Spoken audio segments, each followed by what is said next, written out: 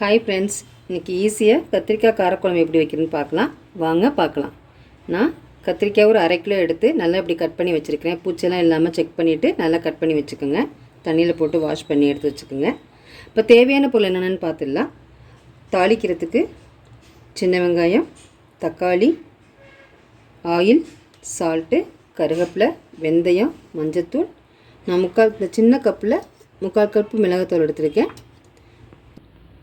இப்போ இந்த கப்பில் 3/4 கப்பு மல்லித்தூள் வச்சுருக்கிறேன்.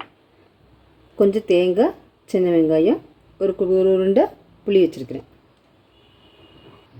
இப்போ நம்ம தேவையான பொருள் எல்லாம் பார்த்துட்டோம். இப்போ இந்த காரக்குழம்பை கத்திரிக்காய் காரக்குழம்பு தாளிக்கிறது எப்படின்னு பார்க்கலாம் வாங்க. இப்போ நல்லா சட்டி சூடாகிடுச்சு. இப்போ நம்ம இதில் எண்ணெய் விட்டுடலாம். எண்ணெய் ஓரளவுக்கு காஞ்சிருச்சு. இப்போ நம்ம வெந்தயம் போட்டுடலாம். இப்போ வெந்தயம் பொரிய ஆரம்பிச்சிருச்சு. இப்போ நம்ம வெங்காயத்தை போட்டுடலாம். போட்டுட்டு தான் நான் கருவேப்பிலை போடுறேன், ஏன்னா கையில் வெடிக்குங்கிறதுனால.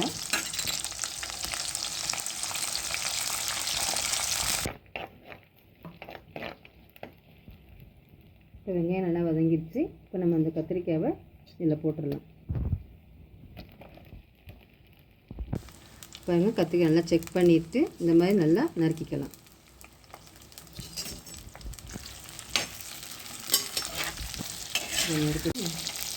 இப்போ கத்திரிக்காய் பாருங்க நல்லா வதங்கிருச்சு. இப்போ நம்ம இந்த தக்காளியை இப்படி நடுப்புற போட்டுடலாம். நடுப்புற போட்டுட்டா தக்காளி நமக்கு வதங்கிடும் ஈஸியாக. நல்லா வதங்கிருச்சு. இப்போ நம்ம மசாலாலாம் போட்டுடலாம்.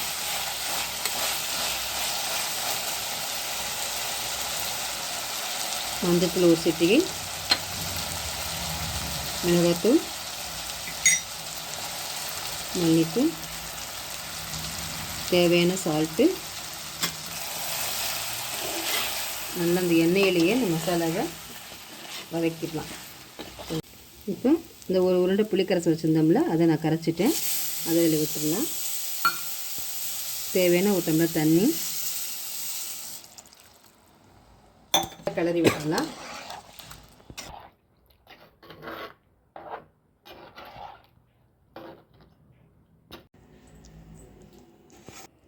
இப்போ இந்த தேங்காயில் நம்ம தண்ணி விட்டு அரைச்சிக்கலாம். இப்போ இந்த தேங்காய் அரைச்ச விழுது இதில் போட்டுடலாம். நல்லா கலந்து விட்டுருங்க. இதை நல்லா கொதித்து நம்ம விட்ட எண்ணெயெல்லாம் பிரிஞ்சு வரும்போது குழம்பு ரெடி ஆகிடும். நம்ம அப்போ ஸ்டவ் ஆஃப் பண்ணிடலாம். நல்லா கொதிக்கிட்டோம். கத்திரிக்காயும் நல்லா வெந்துடும்.